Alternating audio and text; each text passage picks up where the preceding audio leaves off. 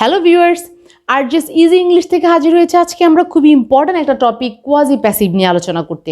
আজকে আমরা আলোচনা করব কোয়াজি প্যাসিভ ভার্ব নিয়ে। এই কোয়াজি প্যাসিভ ভার্বগুলো যখন অ্যাক্টিভে থাকে তখন সেগুলোকে আমরা কিভাবে প্যাসিভ করব। মূলত এই কোয়াজি প্যাসিভ ভার্বগুলো আকারে অ্যাক্টিভের মতো থাকে কিন্তু অর্থ প্রকাশ করে থাকে প্যাসিভের মতো, অথবা আকারে থাকে অ্যাক্টিভের মতো কিন্তু ভাবটা প্রকাশ করে অনেকটা প্যাসিভের মতো। অর্থাৎ এই ভার্বগুলো হচ্ছে কি হাফ অ্যাক্টিভ এবং হাফ প্যাসিভ।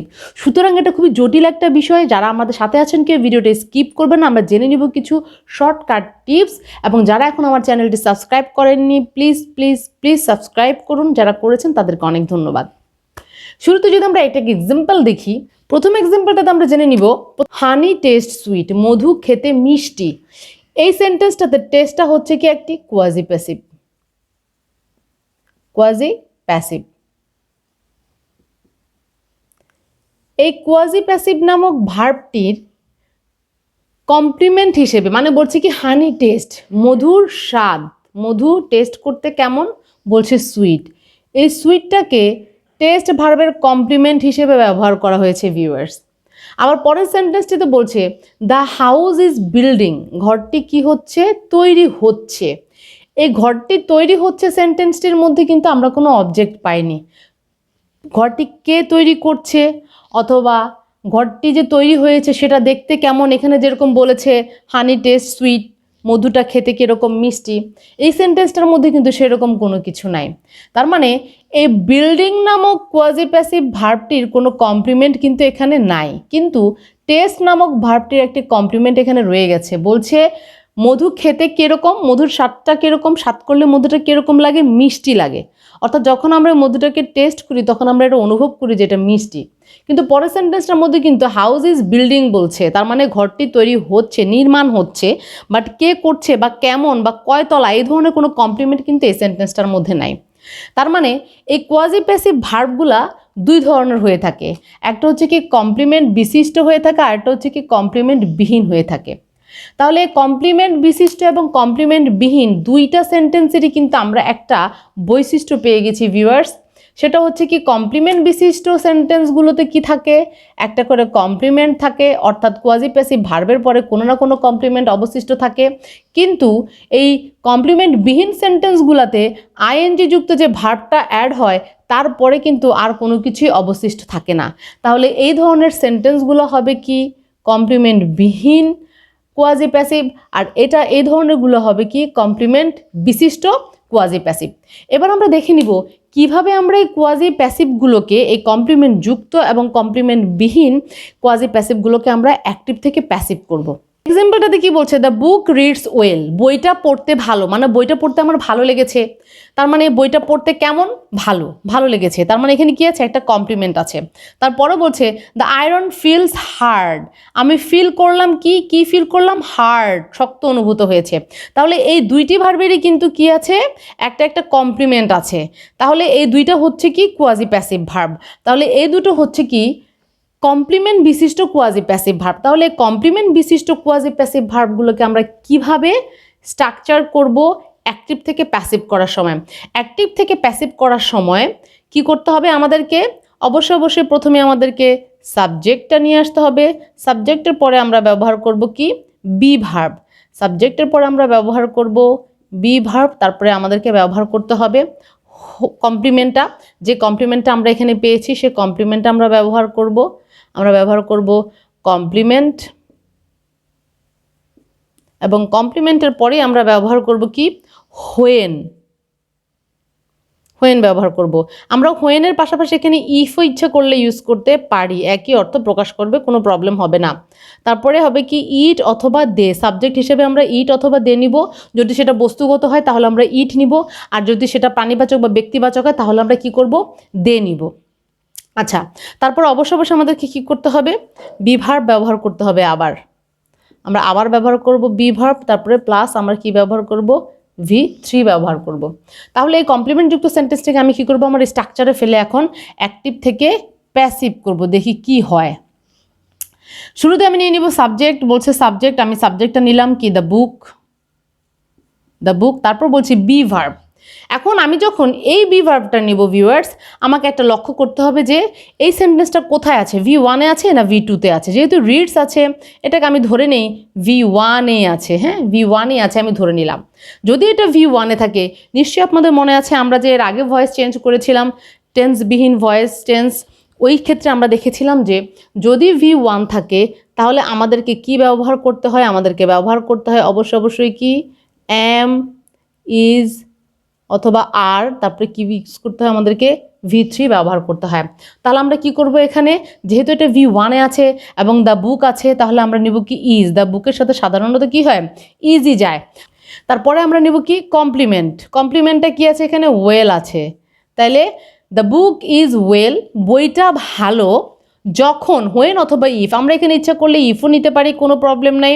হোয়েন, যখন, সাবজেক্ট নিব আমরা ইট, কারণ বুকটা হচ্ছে কি একটা জড়বস্তু, এই জন্য আমরা ইট নিব, ইট। তারপরে আবার আমাদেরকে কি করতে হবে, বিভার্ব নিতে হবে। আমরা দ্য বুকের সাথে ইজ নিয়েছিলাম, এখানে আমরা ইটের সাথেও কি করব, ইজ নিব, নিয়ে নিলাম আমরা ইজ। এখানে এই ইটটাই কিন্তু দ্য বুকটা। হ্যাঁ ভিউয়ার্স, এটা আপনারা মনে রাখবেন, এই ইটটাই কিন্তু মূলত দ্য বুকটা। বুকটাকে এটা আইডেন্টিফাই করেছে এই ইট দ্বারা।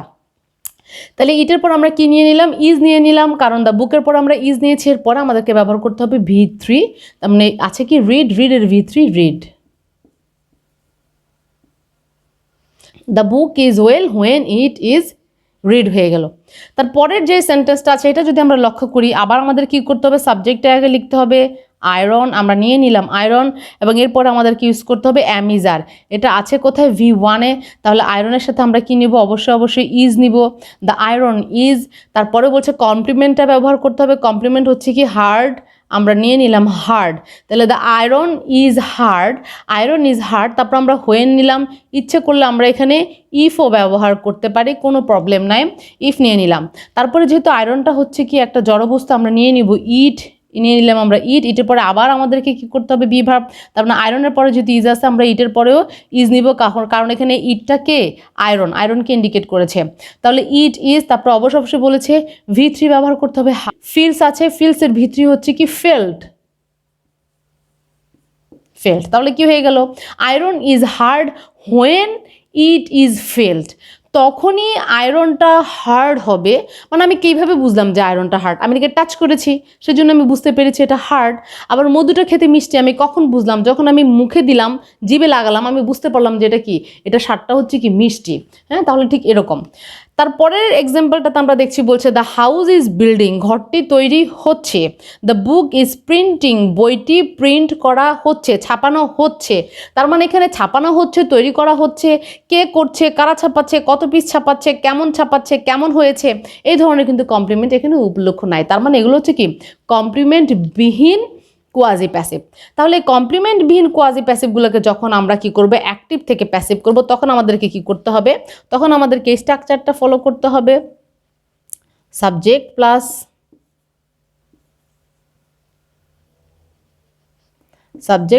বি ভার্ব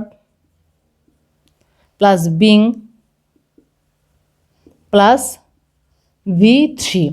আপনারা যদি একটু লক্ষ্য করেন, আপনারা লক্ষ্য করবেন আমরা এর আগে কী করেছিলাম, আমরা যখন টেন্সবিহীন ভয়েস চেঞ্জ করেছিলাম সেই ক্ষেত্রে কিন্তু আমরা লক্ষ্য করেছিলাম যে মূল ভার্বের পরে টু বি ভার্ব প্লাস মূল ভার্বের সাথে যখন আইএনজি হয়, এইটা হচ্ছে কি টু বি ভার্ব। তাহলে টু বি ভার্ব প্লাস যখন মূল ভার্বের সাথে কি হয়, আইএনজি হয়, তখন আমরা কি করেছি সাধারণত স্ট্রাকচারটাতে আমরা লক্ষ্য করেছিলাম যে be verb plus being plus V3 ব্যবহার করতে হয়েছিল। এখানে কিন্তু সেম একই স্ট্রাকচার আমরা মেনটেন করছি। সেম টেন্স ছাড়া আমরা যে টেন্স ছাড়া ভয়েস চেঞ্জ করা শিখেছিলাম, সেখানটাতে আমরা ঠিক মূল ভার্বের সাথে আইএনজি যুক্ত টু বি ভার্ব প্লাস মূল ভার্বের সাথে আইএনজি যুক্ত সেন্টেন্সের যেভাবে অ্যাক্টিভ থেকে প্যাসিভ করেছিলাম, আমরা কিন্তু এই কমপ্লিমেন্ট বিহীন কোয়াজি প্যাসিভ যুক্ত অ্যাক্টিভকে প্যাসিভ একইভাবেই করছি। হ্যাঁ, আচ্ছা, তাহলে আমরা এখানে কি করব, অবশ্যই সাবজেক্টটা নিয়ে নিব। তাহলে স্ট্রাকচার অনুযায়ী আমরা কি করলাম, সাবজেক্ট নিয়ে নিলাম, দ্য হাউস নিয়ে নিলাম, তারপর আছে ইজের পর আছে মূল ভার্বের সাথে আইএনজি। তাহলে আমরা আবার কি করব, মূল ভার্বটা টু বি ভার্ব নিয়ে নিব ইজ, দ্য হাউস যেহেতু একটি তাহলে আমরা ইজ নিলাম। তারপরে যেহেতু এটা মূল ভার্বের সাথে আইএনজি আছে, আমরা কি করলাম, বিং লাগিয়ে দিলাম, দ্য হাউস ইজ বিং, তারপর অবশ্যই V3। হ্যাঁ, বিল্ডিং আছে, বিল্ডিং হয়ে যাবে কি বিল্ড, BUILD বিল্ড, কারণ বিল্ডিং এর V3 হচ্ছে বিল্ড। তাহলে the house is being build, ঘরটি তৈরি করা হচ্ছে। আচ্ছা, তারপরে বলছে দ্য বুক ইজ প্রিন্টিং, বইটি ছাপানো হচ্ছে। এই সেন্টেন্সটা সেম একই রকমের হয়ে যাবে, হবে কি দ্য বুক সাবজেক্টের জায়গায় আমরা নিয়ে নিলাম দ্য বুক, তারপরে আছে ইজ, যেহেতু দ্য বুক একটি আমরা ইজি নিয়ে নিলাম এখানে বি ভার্বের জায়গায় ইজ নিয়ে নিলাম।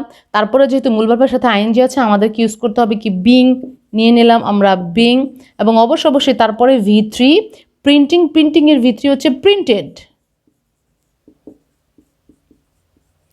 তাহলে কি হয়ে গেল, the book is being printed.